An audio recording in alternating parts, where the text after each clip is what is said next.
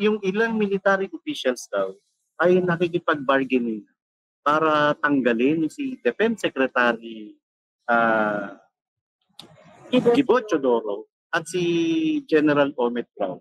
What's up mga kababayan, News That Matters here. Dito sa video natin ngayon ay ating panonoorin o pakikinggan sina Sir Marlon at Miss Pam mga kababayan. Mukhang may nangyayaring kodeta di umano no, sa ahensya ng AFP na pinamumunuan nitong si General Bronner mga kababayan na nahahati na sa grupo itong ahensya ng AFP na kung saan marami na sa mga kasundaluhan ang namumulat sa katotohanan sa mga ginagawang kamalian ng bangag na gobyerno. Na ngayon gusto nga nilang patalsikin no itong si General Bronner na inupo ni Bongbong Marcos at kung paanong magawang maluklok no ang kapatid nitong si Bronner sa Court of Appeals dahilan lang na may koneksyon ito kay Liza Bonget. Naku naman po. Na syempre ikaw na kasundaluhan talagang mayayanig ka sa pangyayaring ito na nakikita mong unfair ang ginagawa. Na tama ngang winika ni Sir Marlon na parang bentahan na talaga ng kaluluwa ngayon no sa loob ng Malacanang. Pero bagong lahat mga kababayan, huwag niyo po sana kalimutang mag-like at subscribe para updated ka sa mga uploads ko araw-araw. At yun na nga no mga kababayan, kung hindi di umano patalsikin itong si Bronner no na inappoint nga ni Bongbong Marcos, baka gumawa ng paraan dahil ayaw na nila na ganitong lagi ang nangyayari na kinokontrol na lang ang kapangyarihan ng kasundaluhan dahil nawawalan na rin nga sila ang karapatan na piliin ang tama. Kung kaya naman hindi ko na patatagalin pa, heto na ang buong video. Huwag niyo pong kakalimutan, patuloy at hindi natutulog ang kasundaluhan dahil sa mga nangyayaring kaganapan po ngayon sa ating pamahalaan at sa kapaligiran, nakamonitor po lagi ang mga kaibigan natin sa Armed Forces of the Philippines kung ano-ano ng mga pang-abuso ang nangyayari at higit lalo napakabigat na isyong yan yung ang kanilang Commander-in-Chief ay gumagamit ng pulburon. To the point, Marlon, na sila mismo sa Armed Forces of the Philippines ay nananawagan na ng protection, Marlon, against their chief officer, Romeo Browner, no? Si Omet, di ba? Yung tipong parang ito kumbaga sa pamilya, merong domestic violence na yung buong pamilya humihingi na ng protection na ilayo ninyo kung sino man whoever is causing the harm in the family. Sobra, Willow the Cat. Sobra. Kasi yung natanggap nga nating message nung nakaraan, ma'am, ang title, Save the AFP from General Browner. Save AFP from General Browner. Naku po, mukhang may nangyaring kodeta. So ang problemang nakikita ng karamihan, kabuuan, ay iisang tao lamang. At ito ay si Brownie. Kung may issue ng graft and corruption, may issue ng pagpupulpuron, kay General Browner hindi pa rin tinatantanan ng issue tungkol din sa corruption, tungkol sa favoritism, tungkol sa nepotism, immorality at kung ano-ano pa. Immorality. Ma'am, immorality na nepotism. Na hindi natin alam. Meron. Dati na natin na sinentralize niya ang hiring ng mga uniform personnel sa isang ahensya lamang o unit sa loob ng AFP. Totoo, parang nagagalit ngayon yung ibang mga military officials kasi pagka mga ordinaryong pulis, ordinaryong sundalo lamang ang nasasangkot sa anumang kontrobersya ay iniimbestigan at sinisibak agad. Samantalang ang kanilang AFP Chief of Staff na batbat ngayon ng intriga at batbat ng iba't ibang akusasyon, tuloy lamang sa kanyang mga ganansya, namamayagpag at walang humpay, di ba? Kahit naman siguro tayo mga kababayan kung nakikita natin na may favoritism na nangyayari no pagdating sa usaping posisyon sa loob ng ahensya, talagang magagalit ka. Sagutin ito ng maayos ni General Browner na kasi ito yung nag-create ng disgruntled, ng pagkadismaya ng maraming mga opisyales at hindi lamang mga opisyales kundi mga mabababang ranggo sa Armed Forces of the Philippines. At siya rin, Marlon, ang nagpa-practice ngayon ng favoritism in terms of hiring sa loob. Wherein, ang junior supposedly na dapat maiangat sa pwesto ay nauunahan pa ng ibang mas mababa sa pwesto nila dahil Nababypass. O, Dahil Livia mas Mendoza, paborito salamat sila. sa patulay. And Pam, yung issue pa na may 2 bahay doon na bili sa Greenwood subdivision sa Pasig City.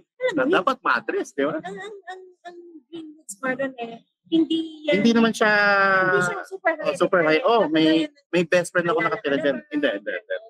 Hindi. However, sa isang swelduhan ng gobyerno, lalo na ng isang uniformado, hindi ito dapat sapat na within 2 years makakuha ilang properties? Dalawa. Dalawa ka Dalawa na paano ipapaliwanag? And yun nga, sa immorality, ang dami niyang pamilya na pinapakain niya. Tulad ng sabi mo, paano nakakayanan ito ng kanyang sweldo bilang mataas din naman ang sweldo. Siyempre, chief of staff ka, 4-star general ka. Pero yung issue ng immorality, ibang usapan yun. Dahil sa pagkalat ng ganyang mensahe sa social media at sa mga kanya-kanyang mga group chats, Marlon, na sila ay nananawagan na mas marami ang against sa isa. Ibig sabihin, ganun kalala ang nangyayari sa loob. Sobra. Para umihi ka na ng saklolo. Sobra. Tapos kanya-kanya, yun nga sabi mo, favoritism, kanya-kanya mga padrino, and yung mga dapat ma-promote meritoriously, napapabayaan. Napag-iiwanan, and nagmumukhang alipin sa gilid-gilid na lang. At yun, di ba? Halimbawa, yung letter E, nakusuran si D, nakusuran kay C, nakusuran si C, nakusuran si B, nakusuran si A. Ang problema dyan, Marlon, yung taong yun na iniangat mo, ay mas masahol pa ang ugali sa mga senior. Lumalaki ang mga ulo. Saka Pam, motto yun sa AFP, sa kasundaluhan, wait for your turn. Hayaan mo yung hierarchy, yung principles of hierarchy, sagrado sa kanila yun. Pero ngayon, wala, nabababoy ito at binabaliwala. And huwag natin kalimutan pa, yung class 88 ng Ayan no mga kababayan, mga taga-AFP na nagigising sa kung anong tunay na nangyayari na kaya inappoint niyang si Bronner para makontrol nga nila Bongbong Marcos, pero sa nakikita nila walang magandang kapupunta ang pagiging leader nitong si Bronner dahil nga tuta din di umano ito ni Bangag. Philippine Military Academy graduates nagkakawatak-watak. And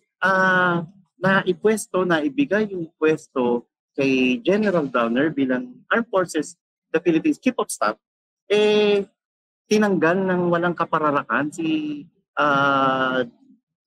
General Bacaro na isang Medal of Valor recipient. At yan ay nabanggit sa isang libro ng Kingmaker. Totoo. Dami. And yung yan kung saan sa chapter ng AFP Shakedown. And Pam, natandaan mo pa yung expose ni Maharlika na patungkol dun sa hoodlums and ropes, di ba? And true enough, tumama ulit. Na hindi natin sinasabi na konfirmado nga naglagay ng pera ang kapatid ni General Browner. Pero naipwesto bilang justice ng Court of Appeal. Grabe, kung may no? issue man ng lagayan, dapat sagutin nila ito ng tama sa publiko. Bentahan bentahan ng kaluluwa sa gobyerno. Sobra.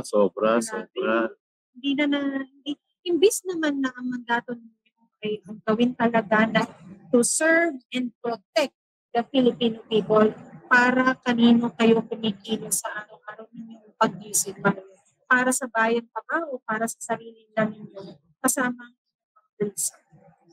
Kawawa ang AFP, Pam. Kawawa ang AFP dahil hindi lamang class 88 ang nagugulo, kundi pati ang class 90. Mabuti na lang, hindi ginulong. Oo. 88, 89,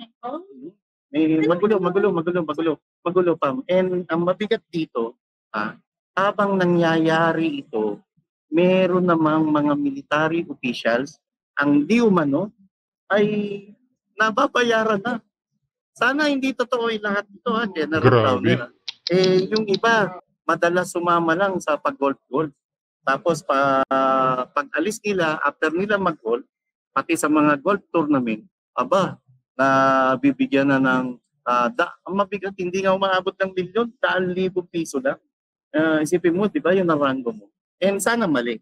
Sana mali ang mga ganitong klaseng istorya na hindi naman iikot ng ganito kung hindi solido yung pagkadismaya ng mga military officials ngayon sa pamunuan ni General Omet Browner. So Marlon, di ba? Merong I was told, I have been told. ganyan. Si Kuyang EP, Marlon, meron siya, I had a dream. Ako meron akong version. Okay. Ako meron akong version na nagpagulagin ko rin lang, na nag-iinip ako. Nanaginip ka. Nag-iinip ako, Marlon. Di mo man, isang dating sundalo din, sundalo ba? Natatakbo bilang alkalde sa Mayor. Okay. sa Kilala ko to. Caloocan daw. Oo, kilala ko to. Ang siya na ngayon, di umano, ay nasa payroll din ng isang malaking mama sa mas mababang kapulungan. Na di umano, itong tatakbo ng pagka-mayor sa Caloocan ay siya ang umaayos sa mga retired generals na hindi mag-aklas sa gobyerno. Bakit credible ba tong maman to? Alam ko malaki ang hinanakit sa pambago ron malaki ang hinanakit sa kanya kasi yung isang dating AFP Chief of Staff ay nagpakamatay dahil sa pambubuli niya. Sabi, ang tanong ni Bason Ness, tama ba yung pronunciation ng men? Baka sundalong kanin. Sundalong kanin. Pero ibig sabihin siya ngayon ang middleman para sabi arreglo. BJ Lapay ba yun? Hindi namin alam. Kayo talaga. May sub-TV si Bernard Givita Balos. Tama naman, laging Si nasa Crediling office yan, lang yan si Jocelyn. Broner. Pakilala. Anyway, pero so inaareglo ngayon yung ilang military Di officials. mo sabi, yes, na siya ang Para naging hindi- mediator or middleman between the one who holds the Grabe. purse Hmm. and those people feeling disgruntled. Pero alam mo, malaki pa rin ang respeto ko sa mga opisyalis ng Armed Forces of the Philippines dahil ang mga ito ay mga maginoo, makabayan at mga professional. Kung ano man yan na hindi sila magpapasilaw sa anumang kalansing ng salapi. Kalansing ng salapi. Although, Maria, yun eh. kalansing, marami. Oo nga, pareha yun. Kalansing ng salapi. Paypay ng salapi. Paypay ng salapi. No? Anyway, although I was told also. Wow. Oo. Hindi ka na naginip. Hindi. May nagsabi lang sa akin. Naginip lang naman ako. Yung Guys, nagsabi- naginip yun. Yung nagsabi nito, kahawig nung isang congressman ng Maynila na talagang, talagang manamit sa mga mamahalin ng gamit. Hello? Bakit? Sabi nito na yung ilang military officials daw ay nakikipag-bargaining para tanggalin si Defense Secretary Gibo Chodoro at si General Omet Brown. So Grabe hindi natin naman alam, yan. antabayan. Bargaining pa lang to, and baka kasama ron sa bargaining yung pagtanggap ng limpak-limpak na salapi na sana uli hindi totoo. Diba? So maraming, in short, Marlon, no? Maraming gulo pa rin ang nangyayari sa loob ng administrasyon. Totoo. And it seems as if even on his third year, supposedly na dapat smooth and running because on your third year, somehow, merong ganong you become a lame duck for the next 3 years, di ba? Kasi ang tao nun, ang tingin na 2028 eh. Hanggang ngayon, may trial and error ka sa management. Di ba? Yes. Parang, you came in as a rookie and you're going out and still you are a rookie? Hindi, ngayon ka lang ba nakatuntong sa isang government position? Hindi naman ba? Okay. Naging governor ka, naging senator ka. Naging senator ka. Nag-mayor ba ito Ilocos? Hindi ko alam. Basta ang tanong ngayon, magtatatlong taon ka na, tapos trilyon-trilyon ulit ang hinihingi mong pondo, wala ka pa rin napapakitang mga mahalagang proyekto na nalalasap at na-enjoy ng mga mayang Pilipino. maliban doon sa pagpayag mo at pagbibigay pahintulot mo ng kabi-kabilang ayuda ng pinsan mo sa Kongreso. Yuhuu! Ayuda! Nakakainis na yung ayuda na yan. Sobra Wala pa, tayong patutunguhan dyan. sobra pa. Pero doon sa EFA, balik ko lang. Etong mga military generals na to, kung totoo man, na meron ng tumatanggap sa golf lang, wag na wag nilang kalilimutan na may mga junior officers sila na nakabantay at nakabantay. Nagayahin kung ano ang mali Hindi. ginagawa nila? Hindi. O Para, hindi ko tutularan kung anong nangyayari sa ngayon? totoo. Marami pa rin naman ang buuang loob, Marlon, Totoo naman. para sa bansa at para sa kanilang mandado na to serve and protect the Filipino people. Totoo pa. At yung motto nila, courage, integrity, and loyalty. Loyalty hindi sa commander-in-chief, kundi loyalty sa konstitusyon. At pag loyal ka sa konstitusyon, ang loyalidad mo Correct. ay para sa sambayan ng Pilipinas. Ano ba dyan, Marlon?